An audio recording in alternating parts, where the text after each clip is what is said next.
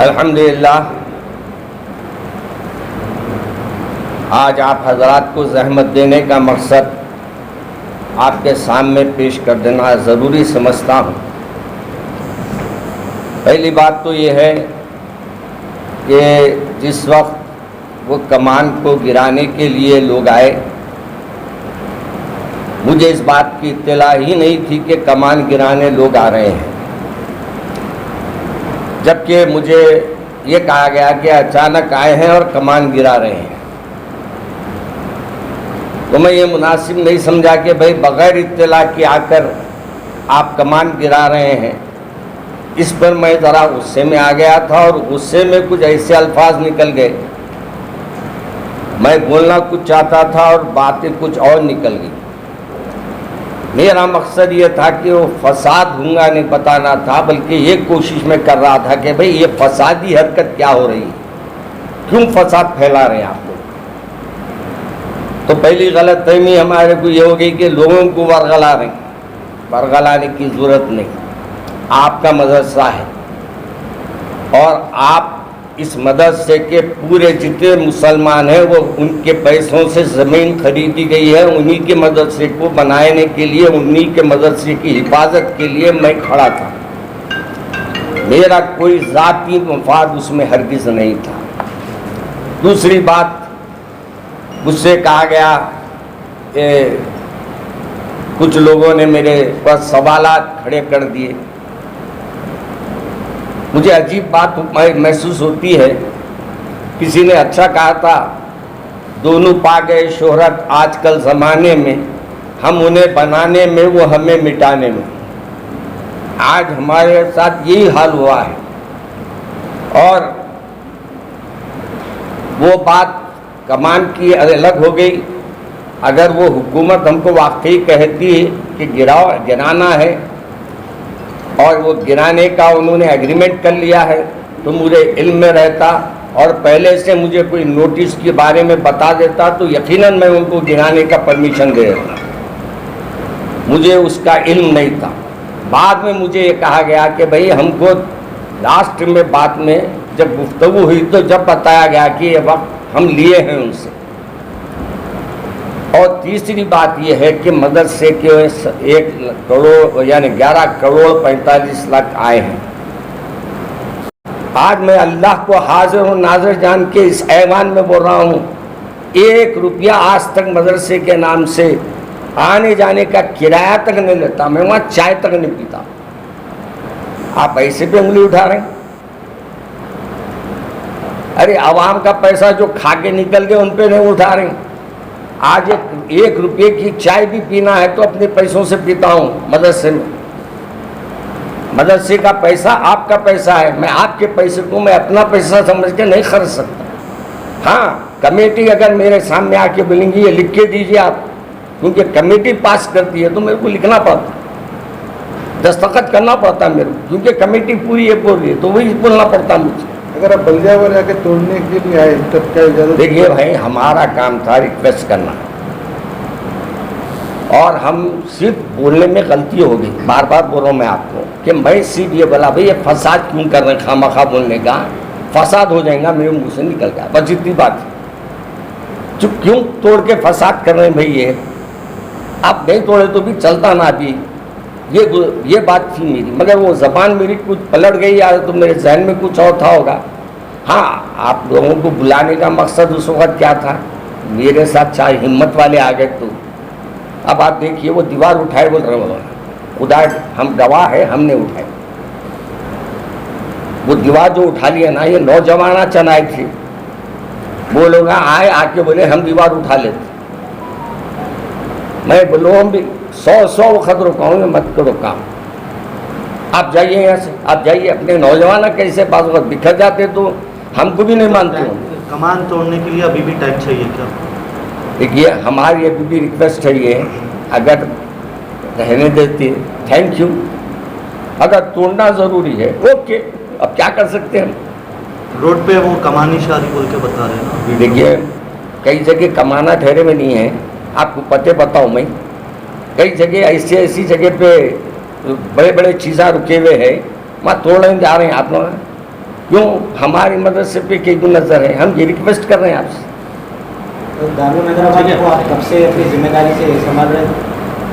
देखिए, मैं दारुल हैदराबाद की जो जिम्मेदारी है, पहले तो मैं सिर्फ एक नाम का सदर था, खुले अल्फाज में बोल रहा हूँ। मेरे भाई चलाते थे और मैं कभी कभार जाता था।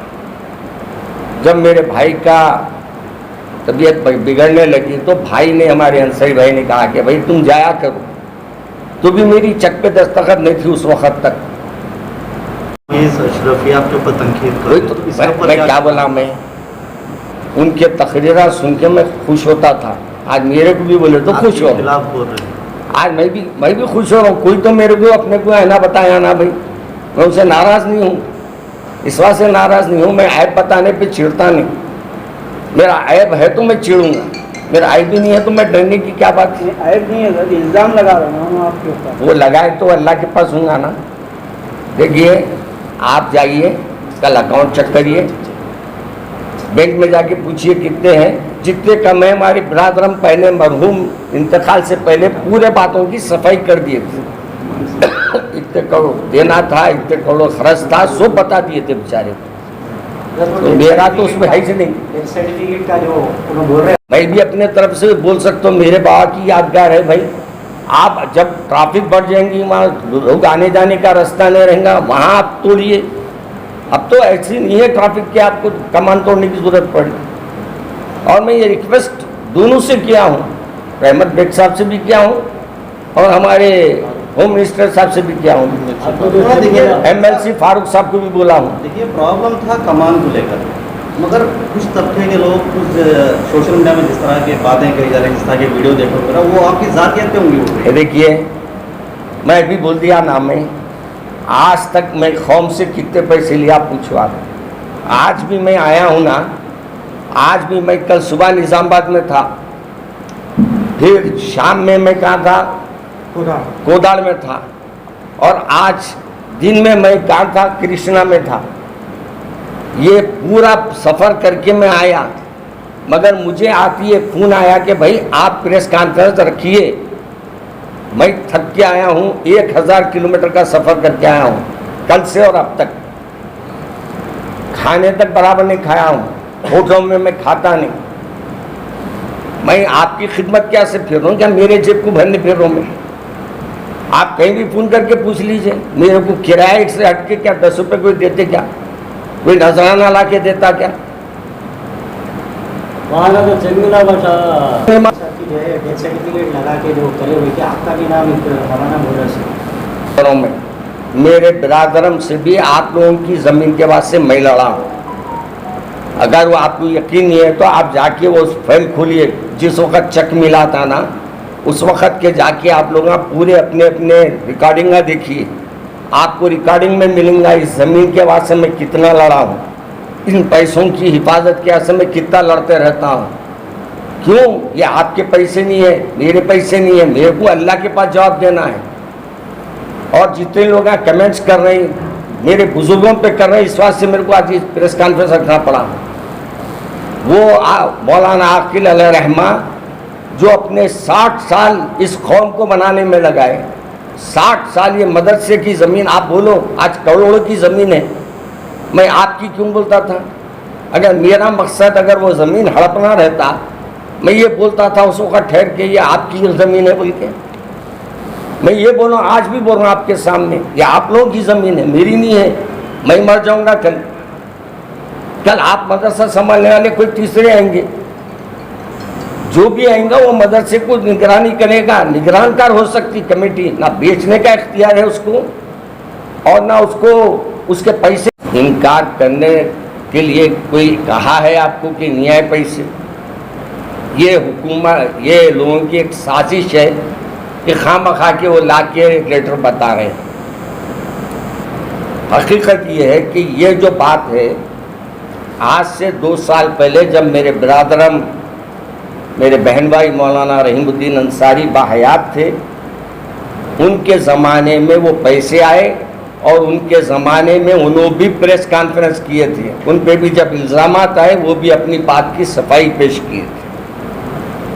और आज भी अगर किसी के ऊपर जहन में ये है कि जाफर मियाँ के अकाउंट में आए हैं या जाफर मियाँ की दस्तखत से पैसे निकलते हैं तो गलत है।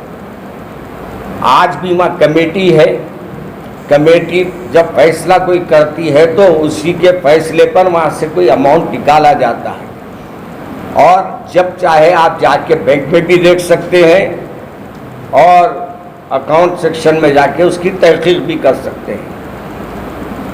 और तीसरी बात यह है कि किसी पे कमेंट्स करने से पहले उनकी खिदमत को भी देखना। मेरे वालिद माजिद रहमतुल्लाह अलैह के ऊपर लोगों ने बहुत तंज किया, पहले डरना अल्लाह से कि मौत आपको भी आने वाली है, खबर में जाके क्या जवाब देंगे अगर गलत इल्ज़ाम किसी पे लगाए तो आप, और गलत इल्ज़ाम लगाने के बाद हम लोग उस पर कमेंट पास कर रहे हैं, और कमेंट पास करना, मोबाइलों पे रिकॉर्डिंग करना, ये अखलाकी जुर्म है। और हाँ, आपके पास रिकॉर्डिंग हो भी रही है तो आपको पेश करने का हक नहीं है किसी के सामने। और ये भी कोशिश है कि आज भी जाफर मियाँ जो आपके सामने खाकसार बैठा हुआ है, उस ज़मीन की हिफाजत के लिए लड़ा है। जाफर मियाँ अपने मकसद के लिए नहीं लड़े, आपके पैसों से बनी हुई कमान है, आपसे पैसों से खरीदी हुई ज़मीन है। सिर्फ मैं वहाँ निगरानकार हूँ, कोई मैं वहाँ का ये नहीं बोला मैं ओनर हूँ, मैं वहाँ का खिदमत गुजार हूँ। जैसे मेरे 7 कमेटी के अरकान हैं, उसमें एक मैं भी हूँ, और मेरा काम यह है कि आप लोगों की अमानत को जिस अंदाज से खर्चना चाहिए उसको समझ के, सोच समझ के खर्चे।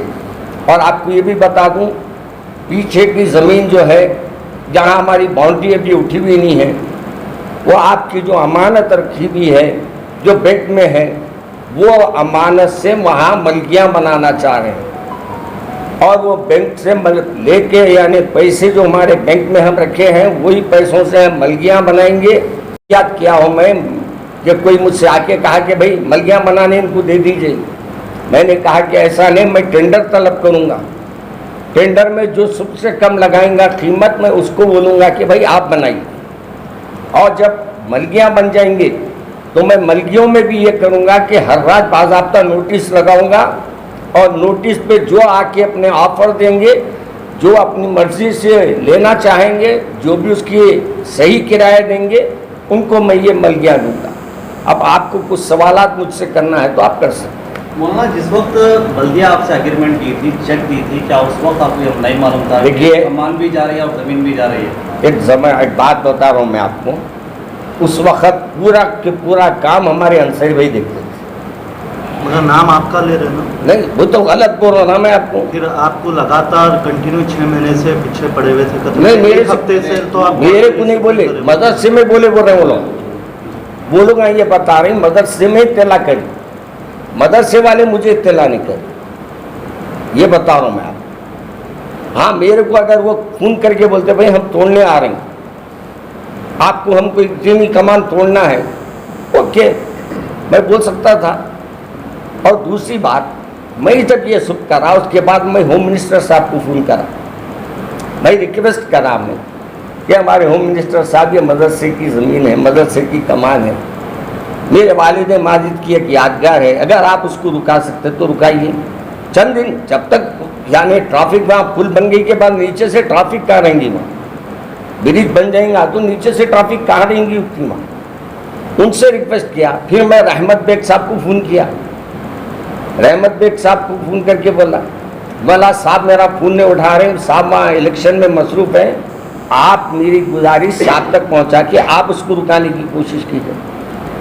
अगर मेरे को पहले ये मालूम होता तो मैं प्रेस कॉन्फ्रेंस करता था, इनको बोलता था, क्या करता था पहले आप बोलिए। जब आपको मालूम है था तो आपका एक वॉइस मैसेज भी आया था कि थोड़ा जा रहा है, आप लोग सपोर्ट करो, क्यों बोला मैं? देर के बाद ही आप आ गए। देखिए, मेरे को क्यों बोला मैं कि मुझे खुद नहीं मालूम था कि कमान तोड़ने आ रहे हैं। अगर मेरे को पहले मालूम होता कि भाई ये लिख के दे दिए हैं कमान तोड़ना, तो उस वक्त मैं भी आप लोगों के साथ ठहरता था, तोड़ो बोल के मैं भी तोड़ाता था सामने। एक बात मैं आपसे अर्ज कर रहा हूँ, कई एक जगह ऐसा है जहाँ कमाने गवर्नमेंट रखी हुई है, कई जगह तोड़ने की चर्चा नहीं तोड़ी।